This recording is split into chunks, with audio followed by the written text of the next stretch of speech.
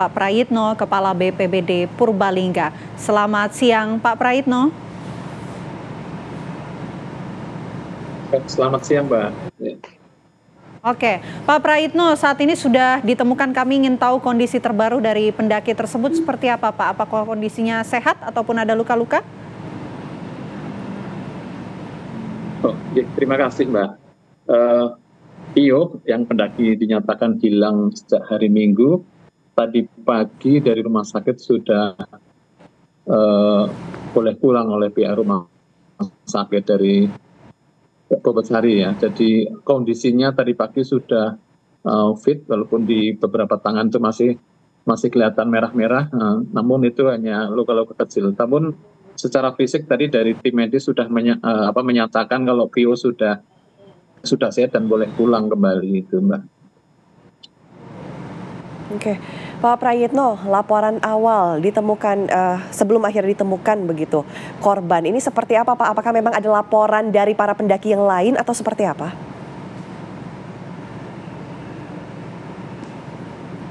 Terima kasih. Jadi laporan atas korban hilang Vio ini baru kami terima tuh hari Senin tanggal 6 Oktober pukul 11 siang. Jadi sementara Vio bersama rombongan 40 orang, ini pendakian open trip, itu melakukan pendakian pada Sabtu malam. Sekitar pukul 23 dia mulai mendaki ke puncak Gunung Slamet. Semestinya Vio bersama rombongan itu sudah kembali ke pos Bambangan itu Minggu malam pukul 21.30 ya. Itu informasi seperti yang dijadwalkan oleh ketua rombongan. Namun ketika sudah sampai bawah, pimpinan rombongan itu mengecek seluruh anggota. Namun masih diketahui satu orang yang belum terlihat, yaitu atas nama Vio atau Naomi ya. Pimpinan rombongan kemudian juga berusaha mengecek kendaraan yang dititipkan. Kebetulan Vio dari Semarang naik sepeda motor, dititipkan ke rumah salah satu warga. Ternyata sepeda motornya itu masih. Begitu juga ada satu tas yang masih tertinggal di titipan di rumah warga tersebut. Akhirnya ketua rombongan berinisiatif naik kembali hari Minggunya itu untuk mencari Vio. Namun setelah tidak membuahkan hasil, pimpinan rombongan ini baru melaporkan ke pos pendakian di Bambangan itu hari Senin siang sekitar pukul 11. Kemudian setelah mendapat informasi ini, kami dengan kepolisian resort, dengan Kodim 0702, dengan relawan dan Sardesa dan Basarnas itu berkoordinasi untuk melakukan langkah-langkah untuk mencari keberadaan Vio. Jadi kemudian akhirnya diputuskan mulai Senin sore pukul 16 kita mengirimkan 9 orang dari Sardesa untuk menuju ke pos 7. Ini jadwal. Jadi Senin sore jam 16 kita kirimkan 9 orang dari Sardesa untuk mencari Vio. Kemudian yang tim kedua itu sekitar pukul 19.15 malam, itu masih Senin itu juga diberangkatkan lewat ada 12 orang, itu lewat pos jalur Gunung Malang. Jadi ada 2 jalur, jadi satunya lewat pos Bambangan, satunya lagi dari Gunung Malang. Jadi ini kemudian kedua tim ini bertemu pada di pos 5 pada hari Selasa pagi gitu. Dan pada Selasa pagi kami mengirimkan lagi tim sebanyak 26 orang dari SAR gabungan ini. Baik, Pak Prayitno, apakah setelah kemudian memastikan kondisi dari Naomi ini sehat, sempat juga memintai keterangan begitu mengenai apa yang sebetulnya terjadi? Apakah memang benar Naomi ini tersesat atau ada hal-hal lain yang terjadi? Kemarin setelah Naomi ditemukan oleh tim SAR gabungan sekitar pukul 10.03 ya hari Selasa pagi, fokus utama kita untuk memberikan kondisi. Ketika itu tim SAR sudah memberikan makanan minuman untuk Naomi, dan dari pos 7 sampai ke pos 2 di Papah Naomi. Kemudian dari pos 2 ke pos Bambangan itu di ujung Jalan Usaha Tani, ini si Naomi itu minta jalan kaki. Jadi dia mulai dari pos 2 sampai ke turun di pos Bambangan itu dia jalan kaki, Mbak.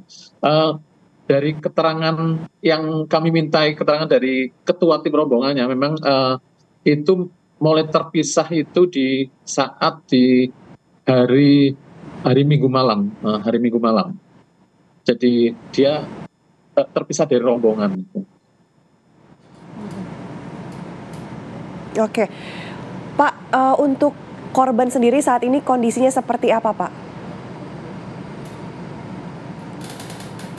Halo, Mbak, bisa diulang atau putus? Oke, Pak Prayitno masih bersama kami? Iya, Mbak, masih, Mbak.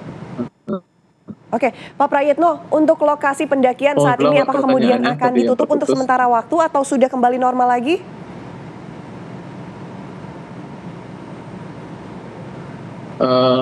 Begini, Mbak, kan kita pengelolaannya itu di Perum Perhutani ya, Mbak. Kemarin kami sudah mengkoordinasikannya bahwa pendakian tersebut dari titik 2 km dari puncak memang tidak diperbolehkan untuk aktivitas pendakian. Jadi tanggal 10 Agustus itu baru mulai dibuka, 10 Agustus 2024 mulai dibuka, dan setiap pendaki, semua pendaki membuat semacam surat pernyataan bahwa dia tidak akan mencapai puncaknya.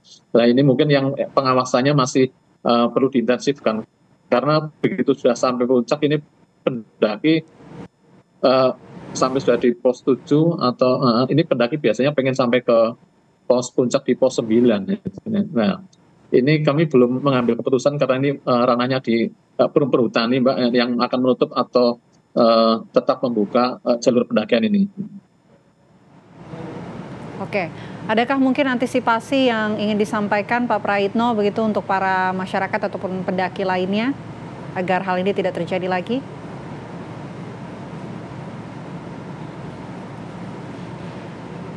Ya, terima kasih. Jadi kami meminta untuk para pendaki, biasanya kalau yang pendaki yang model trip ini biasanya kan mereka baru saling mengenal ketika sudah berada di pos pendakian awal.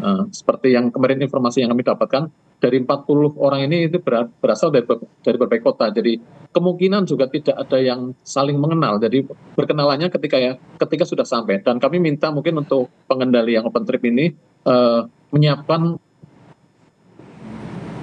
pendamping dari panitia untuk setiap regunya. Kalau kemarin 40 orang itu dibagi 4 regu, itu harapannya ada satu pendamping yang mumpuni untuk mendampingi sampai ke puncak nih.